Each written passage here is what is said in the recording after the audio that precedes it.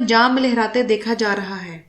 Griffin Punjab shifts Lahore 1909 سے حاصل کردہ ریکارڈ کے مطابق سید یوسف رضا گیلانی کے بزرگ سید نور شاہ گیلانی کو انگریز سرکار نے ان کی خدمات کے بدلے میں 300 روپے خلعت اور سند عطا کی تھی۔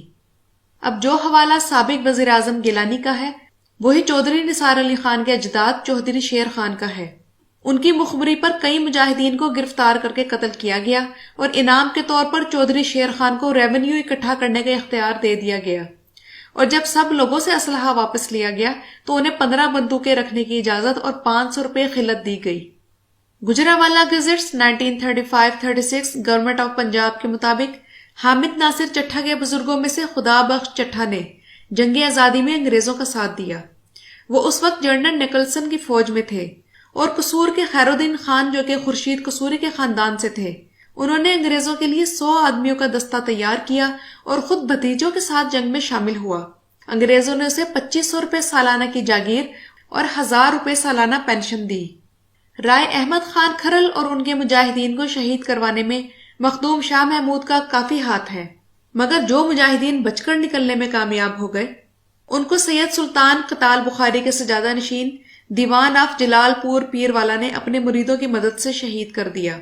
جلال پور پیرووالا کے ایک ایم این اے دیوان عاشق علی بخاری انہی کی آل میں سے ہیں۔ ان مجاہدین کی ایک ٹولی شمال میں حویلی کورنگا کی طرف نکل گئی، جسے پیر مہر چاہ آف حویلی کورنگا نے اپنی مریدوں اور لنگڑ عالم حراج، سرگانا اور تڑگڑ سرداروں کے ہمراہ گھیر لیا اور چن چن کر شہید کر دیا۔ یہی پیر مہر شاہ آف حویلی کورنگا سید فخر امام کے پردادے کا سگا بھائی تھا۔ اسے اس قتل عام میں فی مجاہد شہید کرنے پر 20 روپے نقد انعام اور ایک مربع راضی عطا کی گئی۔ ہندوستان میں مسلمانوں کی جنگ آزادی کے دوران ملتان میں آباد پٹھان قبیلے کے گردیزی خاندان نے انگریز سرکار کا بھرپور ساتھ دیا، لہٰذا انگریز سرکار نے ان کی مدد کے صلے میں انہیں جاگیریں عطا کی۔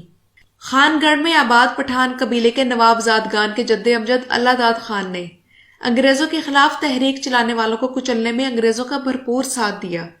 لہٰذا انگریز سرکار نے اس خدمت کے بدلے میں اسے 2 بار خصوصی خلعت دی اور انعام میں جاگیریں عطا کی۔ پاکستان کے نامور مرحوم سیاستدان نواب زادہ نصر اللہ انہی کی اولاد میں سے تھے۔ قصور میں آباد پٹھان قبیلے ممدوٹ نے انگریز کا بھرپور ساتھ دیا، چنانچہ اس خاندان کو قیمتی جاگیر، عہدے اور منصب دیے گئے۔ عیسیٰ خیل میں آباد پٹھان قبیلے کے نیازیوں نے انگریز کا بھرپور ساتھ دیا، چنانچہ اس خاندان کو قیمتی جاگیر، عہدے اور منصب دیے گئے۔ راجن پور میں آباد بلوچ قبیلے مزاری کے سردار امام بخش مزاری نے کھل کر انگریزوں کا ساتھ دیا، لہٰذا انگریز سرکار نے انگریز کی مدد کرنے کے صلے میں اسے سر کا خطاب دیا اور جاگیریں عطا کی۔ راجن پور میں آباد بلوچ قبیلے دریشک کے سربراہ بجاران خان دریشک نے انگریزوں کے خلاف تحریک چلانے والوں کے خلاف لڑنے کے لیے دریشکوں کا ایک خصوصی دستہ انگریزوں کے پاس بھیجا، لہٰذا انگریز سرکار نے اپنی مدد کے صلے میں دریشکوں کو جاگیریں عطا کی۔ مکھڈ شریف کے عربی نجات پیروں نے انگریز کا بھرپور ساتھ دیا، چنانچہ اس خاندان کو قیمتی جاگیر، عہدے اور منصب دیے گئے۔ لاہور میں آباد اہل تشیع ایرانی نسل قزلباش سردار علی رضا نے ایک گھڑ سوار دستہ تیار کر کے جنگ آزادی میں لڑنے والے مسلمان اور ہندو سپاہیوں کے خلاف انگریز کو بھیجا۔ اسی دستے کے ساتھ علی رضا کا بھائی محمد تقی خان تھا جو مجاہدوں کے ساتھ لڑائی میں مارا گیا۔ قزلباشوں کو جنگ کے بعد خطاب، سند، وظیفے اور 147 دیہاتوں کی تعلقہ داری سونپ دی گئی۔ لاہور کے کلن شیخ خاندان کے سربراہ شیخ امام دین نے جنگ آزادی میں 2 دستے خصوصی طور پر دہلی بھجوائے جنہوں نے حریت پسندوں کا خون بہایا۔ ان خدمات کے بدلے میں انگریزوں نے اس کو بہت بڑی جاگیر بخشی۔ سرگودا کے ٹوانوں کے گھڑ سواروں نے دہلی کو فتح کرنے میں بہادری کے خوب جوہر دکھائے، چنانچہ انگریزوں نے انہیں خطاب، پینشن اور لمبی چوڑی جاگیریں دی۔ کالا باغ کے نوابوں نے انگریز کا بھرپور ساتھ دیا،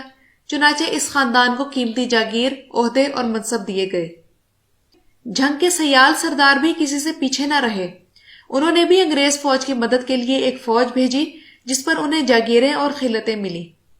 اسی قسم کی غدارانہ خدمات کے لیے انگریزوں نے نونوں، پنڈ دادن خان کے کھوکھروں، جودھروں، گھیبوں، خانوں، مکھڈ شریف کے پیروں، آوانوں، کالا باغ کے نوابوں، عیسیٰ خیل کے نیازیوں اور کئی دوسرے سرکردہ خاندانوں کو عزت، خطاب، وظیفے اور وسیع جاگیریں عطا کی۔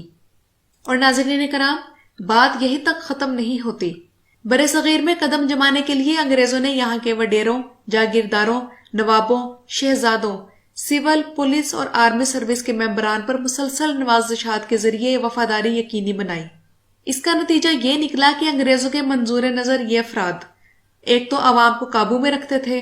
پھر انگریزوں نے ان لوگوں کو یہ ترغیب دی کہ یہ اپنے بچوں کو پڑھائیں، کیونکہ یہ لوگ ایک طویل عرصے سے انگریزوں کی خدمت بھی سر انجام دے رہے تھے اور وفاداری کے لحاظ سے بھی قابل اعتماد تھے۔ اس لیے انگریزوں نے ان کے بچوں کے لیے خصوصی تعلیم کا بندوبست کیا اور ان کے لیے چیفز کالج جیسے کئی ایلیٹ تعلیمی ادارے کھولے۔ ملٹری اور کیڈٹ کالجز اسی دور میں متعارف کرائے گئے اور ان ایلیٹ تعلیمی اداروں میں سرداروں، جاگیرداروں اور نوابوں وغیرہ کے بچوں کو مفت تعلیم دی جاتی تھی، بلکہ انہیں چھوٹی ہی عمر میں ان اداروں کے نرسری برانچز میں داخل کیا جاتا جہاں انگریز آیائیں ان کی تربیت کرتی۔ بلوچ سرداروں میں مری، بگٹی، مزاری اور دیگر اہم قبائل کے بچوں کو بچپن میں ہی داخل کر دیا جاتا تھا۔ شیر محمد مری، محمد اکبر خان بگٹی، میر بلخ شیر مزاری اور میر شیر بار خان مزاری وغیرہ کو اسی پالیسی کے تحت تعلیم دی گئی، بلکہ انہیں اعلیٰ تعلیم کے لیے انگلینڈ بھی بھیجا گیا۔ ایسے لوگوں کو تعلیم دینے سے انگریزوں کو دو اہم فائدے ہوئے۔ ایک تو ان لوگوں نے انگریزی پرچم اپنے اپنے علاقوں میں بلند رکھا اور انگریزوں کو کسی قسم کی بغاوت کا خطرہ نہ رہا۔ دوسرا فائدہ یہ ہوا کہ اس دور میں تحریک آزادی زور پکڑ رہی تھی اور یہ لوگ تحریک آزادی کے سخت مخالف تھے، مگر انگریزی اسکولوں کے تعلیم یافتہ یہ نواب زدگان انگریزوں کا آخری سہارا تھے، اور انگریزوں نے بڑی چالاکی کے ساتھ انہیں تحریک آزادی کے سرکردہ رہنماؤں میں شامل کر دیا۔ ناظرین کرام، آپ لوگوں کو یاد ہوگا کہ پاکستان بننے کے بعد قائد اعظم نے یہ فرمایا تھا کہ میری جیب میں صرف کھوٹے سکے ہیں، تو قائد اعظم کے کھوٹے سکوں سے مراد یہی نواب جاگیردار خاندان تھے جنہیں انگریزوں نے بڑی چالاکی کے ساتھ مسلم لیگ میں شامل کروایا، اور جاگیردار اور وڈیروں کی یہ اولادیں جو کہ ملٹری اور سول بیوروکریسی میں شامل تھیں اور جن کی تربیت برطانوی سامراج نے خود کی تھی، یہ یونینسٹ پارٹی کے پلیٹ فارم سے پاکستان کے بننے سے چند سال پہلے مسلم لیگ میں شامل ہوئے اور اپنی جاگیروں اور زمینوں کے تحفظ کے لیے اور اپنے استحصال کو قائم رکھنے کے لیے ملک کی سیاست میں گھس آئے۔ ایسا کرنا ان کی مجبوری بھی تھا اور ضرورت بھی، اور تب ایسا انہوں نے اس لیے بھی کیا تھا تاکہ انگریزوں کو اپنی وفاداری کا مکمل طور پر یقین دلا سکیں۔ برصغیر کا نہری نظام انگریز نے ریونیو حاصل کرنے کے لیے بنایا، اور ریلوے لائن بچھانے کا مقصد یہ تھا کہ افغانستان تک فوجی ساز و سامان پہنچایا جائے، اور اسکول اور ہسپتال برصغیر میں موجود انگریز ملازمین اور ان وڈیروں اور نوابوں کی اولادوں کے لیے بنائے۔ ان میں سے کوئی بھی چیز ایسی نہیں تھی جس سے برصغیر کا غریب طبقہ خوشحال ہوا ہو۔ 1864 میں گورنمنٹ کالج لاہور کے بعد 1886 میں 200 ایکڑ رقبے پر ایچسن کالج کی بنیاد رکھی گئی، اور یہاں پنجاب بھر کے جاگیردار، وڈیرے اور برطانیہ کے لیے بطور سیاسی ایجنٹ کام کرنے والے خاندانوں کے بچوں کی تعلیم کا بندوبست تھا۔ اس کالج کی خاص بات یہ تھی کہ یہاں پر نافذ ہونے والا تعلیمی نظام اور نصاب تعلیم نو آبادیاتی سانچے میں ڈھالا گیا، اور اس کالج میں نئی وفادار نسل کی تیاری کے ساتھ ساتھ بیوروکریسی کا وہ طبقہ بھی تیار ہوا جو برطانوی سامراج کے ساتھ مل کر اس قوم پر غلامی مسلط کرنے میں انگریزوں کی وفاداری کرتا رہا اور آج تک کر رہا ہے۔ آج بھی سندھ اور پنجاب کے 70 سے 80% زمین پر یہی سردار، وڈیرے اور جاگیردار قابض ہیں، اور ان کے گھروں کے افراد ایک وقت میں پاکستان کی مختلف سیاسی پارٹیوں میں شامل ہو جاتے ہیں، اور یوں ان کی تمام زندگی اقتدار کے مزے لوٹتے اور ہم جیسوں پر حکمرانی کرتے گزر جاتی ہے۔ مارشاء اللہ آئے تو یہ مارشاء اللہ کے حامی بن جاتے ہیں،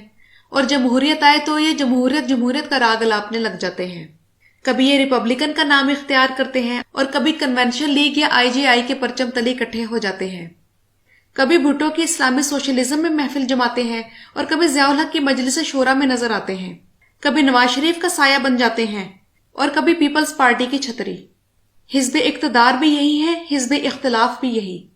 اور سچ تو یہ ہے کہ آج بھی برطانیہ ان ملک و مذہب دشمن لوگوں کے ذریعے پورے برصغیر پر حکومت کر رہا ہے۔ ناظرین اکرام،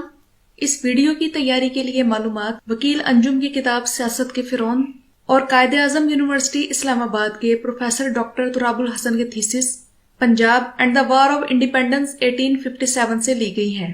وکیل انجم صاحب کی کتاب کا لنک میں ڈسکرپشن باکس میں دے رہی ہوں،